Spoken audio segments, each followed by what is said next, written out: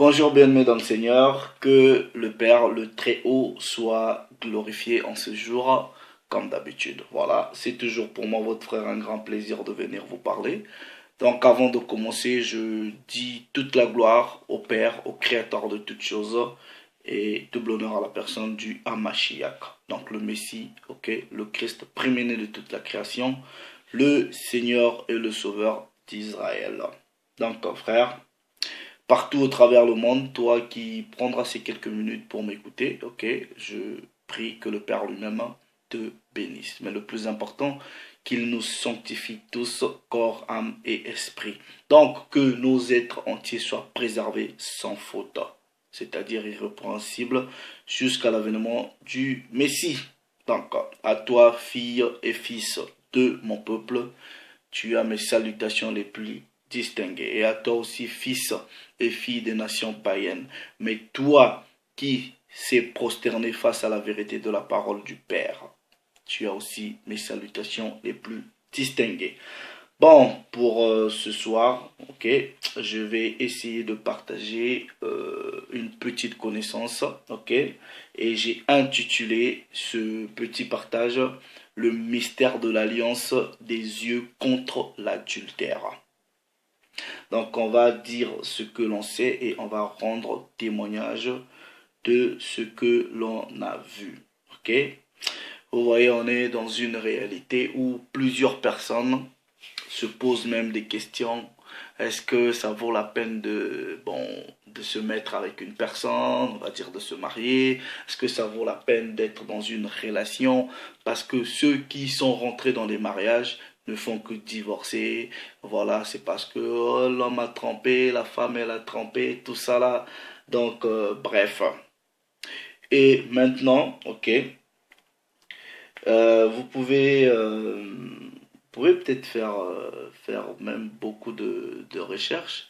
Vous allez même remarquer que le taux de divorce, ok, des couples qui se brisent, ok, est encore même plus élevé, en tout cas plus élevé dans les milieux religieux. Ok, quand je dis milieu religieux, je vais parler de ceux qui se disent chrétiens.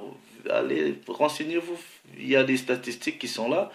Voilà, donc on va essayer de toucher ce petit paramètre concernant l'adultère et voir la relation que les yeux peuvent avoir, en tout cas concernant même l'adultère. Donc, le premier précepte, on va le prendre dans la loi, ok?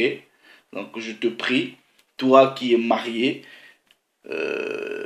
ça va peut-être t'aider, mais toi qui ne l'es pas encore, en tout cas qui aspire de le devenir, cette vidéo pourra peut-être t'aider, te donner une certaine ou une nouvelle orientation dans la gestion de cette abomination-là qui est l'adultère. Donc nous partons dans la loi, ok, dans Exode, ok, Exode chapitre 20. Donc à partir du verset 14, il est écrit, tu ne commettras point d'adultère. Tu ne commettras point d'adultère. Donc en gros ici, c'est un précepte, c'est une loi que le Père a donnée en disant qu'il ne t'est pas permis de connaître l'adultère. Donc tous ceux qui vont à l'encontre de la loi sont en abomination devant le Père parce qu'ils ont péché. La parole dit, ok, la loi, le péché plutôt est la transgression de la loi. Donc le Père, ok, déjà dans sa volonté qu'il exprime ici dans sa loi, il dit, il interdit en tout cas à sa création, à son peuple, que tu ne commettras point d'adultère. Bon, ici, on ne va pas parler de l'adultère spirituel, même si le tu ne commettras point d'adultère ici englobe toutes sortes d'adultère. On va parler de l'adultère dans la dimension des âmes, dans la dimension des couples. Donc, ici, la loi nous fait comprendre que c'était déjà interdit toutes sortes d'adultère. Ok? Maintenant, ok, nous allons aller dans Matthieu, ok. On va aller dans Matthieu. Matthieu chapitre 5, ok. Matthieu chapitre 5. À partir du verset 28, il est écrit, ça c'est le Christ qui parle, il dit, mais moi, je vous dis, ok. Donc je prends d'abord à partir du verset 27, ok, puisque le Christ il va reprendre la loi, ok, il va reprendre la loi, mais il va maintenant ramener la loi contre l'adultère dans une autre dimension de sa compréhension, ok. Verset 27, il dit, vous avez appris qu'il a été dit, ou dans la loi, dans Exode, comme on a lu, ok, tu ne commettras point d'adultère. Mais il ouvre encore la porte de cette loi pour percer encore d'autres mystères. Il dit au verset 28, mais moi, je vous dis, regardez bien, maintenant là, on va rentrer bien dans le vif du sujet. Moi, je vous dis que quiconque regarde une femme pour la convoiter a déjà commis, ok, un adultère avec elle dans son cœur. Est-ce que vous comprenez? Donc il va encore plus loin dans le mystère même de l'adultère. La loi disait seulement tu ne commettras point d'adultère. Mais le Christ il vient, il ouvre encore cette loi, il rentre dedans pour démystifier en tout cas le mystère de tu ne commettras point d'adultère. Il dit, quiconque regarde une femme avec convoitise a déjà commis cet adultère. Pourquoi le Christ parlait de l'adultère mental, ok? Parce que ici là vous regardez, mais vous n'êtes pas même parti draguer la femme d'autrui si elle est mariée, ou si vous êtes marié, vous n'êtes pas parti draguer une femme qui est mariée. Non, vous avez regardé, ensuite vous avez convoité, et cette convoitise là émet des sentiments. Vous êtes maintenant possédé par des entités satanico-sexuelles qui commencent à vous parler. Vous voyez une femme, vous commencez à la désirer, vous la convoitez. Et le Hamashiach ici dit, en faisant cela, vous avez déjà commis un adultère. Et ce sont vos yeux qui vont être, en tout cas pour cet adultère-là, une porte d'entrée. Pourquoi? Parce que même le Christ avait compris cela, ok? Que les yeux étaient une porte d'entrée. Si nous partons dans Proverbes, ok, chapitre 15, du verset 30, ok, il est écrit, ce qui plaît aux yeux réjouit le cœur. Une bonne nouvelle fortifie les membres. Donc, ce qui plaît aux yeux, c'est quoi? Vous voyez, par rapport à cet enseignement, on va essayer d'expliquer le mystère. Vous voyez une femme. Surtout les femmes aujourd'hui, comment elles s'habillent, elles sont trop provocantes. C'est pour cela qu'il faut même maîtriser les lois vestimentaires. Donc, une femme qui s'habille de façon très révélée. Ok? Donc, vous voyez toutes ces formes. Est-ce que vous comprenez? Vous regardez avec vos yeux et ça vous plaît. Maintenant, les yeux étant une porte qui donne accès au cœur de l'homme, là où résident les pensées. Ensuite, quand vous recevez l'information, vous voyez les formes de la femme, comment les sœurs s'habillent aujourd'hui. Ça ramène les informations, ok? Et ces informations-là que vous avez viennent avec des possessions démoniaques. Et les démons qui viennent avec commencent à vous inspirer des désirs sexuels. de la convoitise, vous commencez maintenant à vous imaginer des choses comme si vous étiez avec cet homme dans la chambre ou cette femme dans la chambre. Ça va réjouir maintenant vos membres. Comprenez les membres ici. Est-ce que vous comprenez? Vous émettez maintenant les désirs. Parce que ce qui plaît aux yeux là, réjouit votre cœur. Ensuite, quand cette réjouissance là tombe au niveau de votre cœur, ça touche maintenant les membres. Vous commencez à vous imaginer des choses. Vous rentrez chez vous comme ça, vous dites, ah mais la femme là que j'ai vue, oh l'homme là que j'ai vu, non, il est beau, il est musclé, je sais pas quoi là. Vous commencez, voilà, ça commence à vous donner des désirs. Et le Christ dit, là, c'est déjà l'adultère, mais vous n'avez pas touché. Donc, c'est la dimension de l'adultère mental.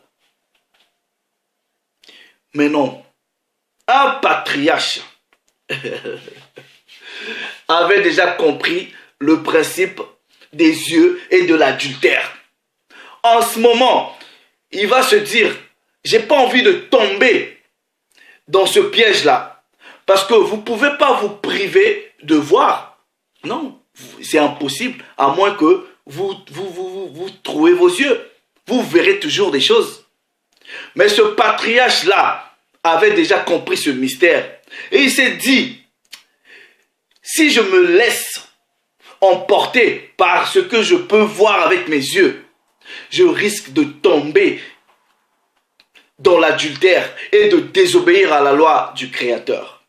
Il va maintenant prendre une résolution. Ok? Il va prendre une résolution. Et c'est le patriarche Job. Ok? Le patriarche Job va prendre une résolution. Maintenant, on va aller dans Job. Ok? Chapitre. Je prends Job chapitre 31. Ok? Job chapitre 31. Version de la Bible King James en français. Il est écrit, je lis à partir du verset 1er. Écoutez bien. J'avais fait un pacte. Donc, un pacte, c'est une alliance. Parce que Job avait déjà compris le mystère.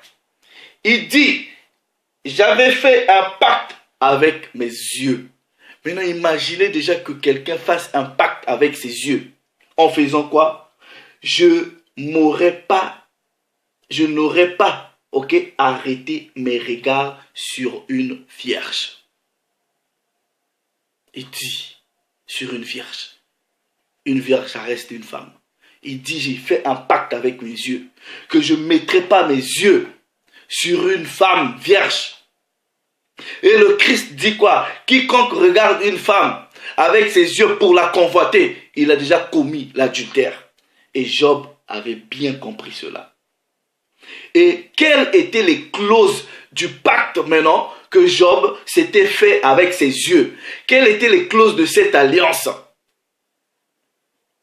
Il dit au verset 2, quelle part Dieu m'eût-il réservé d'en haut? Quel héritage le Tout-Puissant m'eût-il envoyé des cieux? Je prends à partir du verset 8. Regardez bien, frères et sœurs. Que je sème et qu'un autre moissonne. Donc là maintenant c'est les clauses du pacte avec les yeux. Que je sème, ok? Non, je prends à partir du verset 7, c'est même mieux. Si mon pas s'est détourné du droit chemin. Le droit chemin là c'est quoi? C'est être fidèle à sa femme. Maintenant il dit, si mon pas s'est détourné du droit chemin, si mon cœur a suivi mes yeux, vous avez vu que Proverbe 15:30 dit, ce qui plaît aux yeux réjouit le cœur. Si mon cœur a suivi mes yeux, si quelque souillure s'est attachée à mes mains, ça veut dire quoi? Donc, Job dit, maintenant, que je sème et qu'un autre moissonne, que mes rejetons soient déracinés.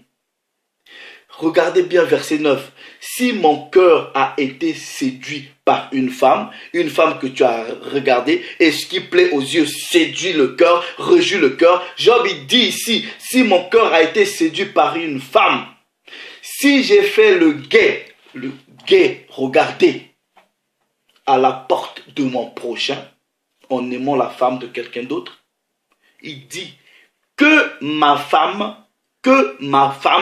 à moi, tourne la meule pour un autre, et que d'autres la déshonorent. Donc en gros il dit quoi? Que les autres prennent sa femme. Donc il fait une alliance en disant à ses yeux, je t'interdis de regarder une femme et de la convoiter. Mais il fallait faire maintenant des clauses. Et il dit, si je fais ça, que quelqu'un d'autre aussi prenne ma femme. Oh.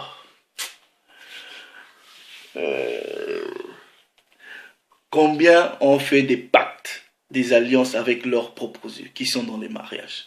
Vous voyez, vous partez dans les églises des chrétiens là, tout ça là, donne la bague, la Bible dit, ils disent même que la Bible dit c'est pour le meilleur et pour le pire. Ils montent sur la Bible, oh bon, tu es mon amour, les gens font des soi-disant, oh tu sais, quand on s'est rencontrés, poésie, vous racontez vos histoires, oh, quand j'ai senti que c'était la femme de ma vie, tout ça là.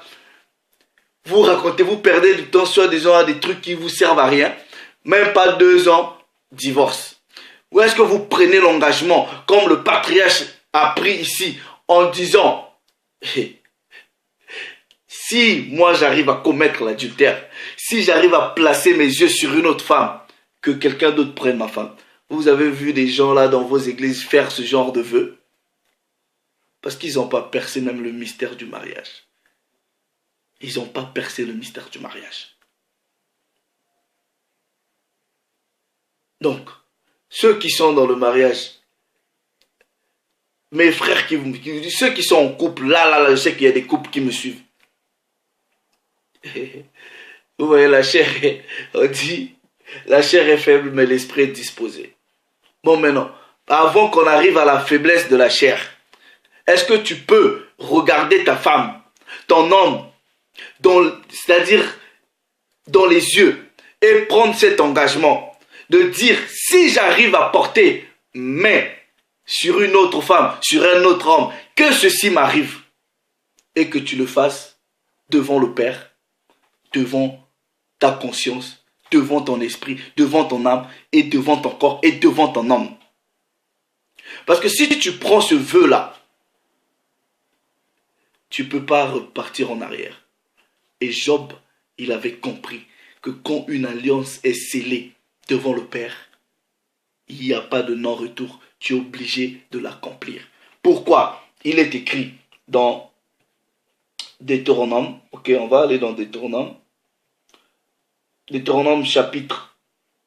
On va prendre un dernier précepte avant de clôturer. Deutéronome chapitre 23. Ok, regardez à partir du verset 21, version de la Bible King James en français. Si tu fais un vœu à l'Éternel, ton Dieu, tu ne tarderas point à l'accomplir, car l'Éternel ton Dieu t'en demandera compte et tu te chargeras d'un péché. Le vœu ici, ça va être quoi? De respecter la loi dans Exode chapitre 20, verset 14. Tu fais un vœu en disant, Père, tu as dit que je ne commettrai point d'adultère. Maintenant, ici, devant toi, je prends l'engagement. J'interdis à mes yeux de se placer sur un frère, une sœur, qui puisse me faire tomber dans la convoitise charnelle, dans les désirs refoulés, interdits par la loi. Tu prends cet engagement. Maintenant, le verset 22 dit, si tu t'abstiens de faire un vœu, tu ne commettrais pas un péché. Mais tu observeras et tu accompliras ce qui sortira de tes lèvres. Par conséquent, les vœux que tu feras volontairement à l'Éternel, ton Dieu, et que ta bouche aura prononcé. Donc, prenez cet engagement. Dis, voilà, je regarde une femme, que quelqu'un d'autre prenne ma femme. Maintenant, je sais que, bon, je vais être un peu réaliste. Hein. Oh, ouais. Par rapport aux réalités sociales ici, une femme, je sais pas, bon, ça c'est encore un mystère, j'ai pas envie de parler. Vous voyez, Dieu a disposé le cœur de la femme pour contenir plusieurs choses qu'un homme ne peut pas contenir. Mais une femme peut supporter l'adultère d'un homme. En tout cas, bon, la plupart de femmes supportent. Mais un homme supporter l'adultère de la femme, ça c'est compliqué. Voilà pourquoi beaucoup des hommes ne vont pas prendre cet engagement. Parce que devant le Père, tu prends la femme de l'autre, la tienne aussi va être déshonorée. Voilà. Mais le patriarche avait compris ça. Maintenant, combien sont ceux qui peuvent aujourd'hui prendre l'engagement, comme Job avait pris, de signer un pacte avec leurs yeux, en disant, si je regarde avec convoitise la femme de quelqu'un d'autre, que la mienne aussi soit déshonorée. Qui? Donc, aux frères, aux sœurs, ok, au lieu de pleurer adultère, mon mari me trompe, ma femme me trompe, tout ça là, évitez ces choses-là, rentrez dans une alliance avec votre être entier, c'est-à-dire corps, âme et esprit. En cela, vous éviterez beaucoup de choses. J'espère que vous avez été bénis. Le Père s'est toujours glorifié, voilà, aussi longtemps il donne l'intelligence, il ouvre les portes de la connaissance, on vient en partage, ok? Soyez bénis frères, on reviendra toujours avec d'autres partages pour s'édifier, voilà, apprendre de chacun de nous, ok? J'apprends de vous, vous apprenez de moi, et voilà, c'est comme ça que nous faisons avancer l'œuvre du Père. Donc, je vous dis un shalom, que le Père soit glorifié. Salut.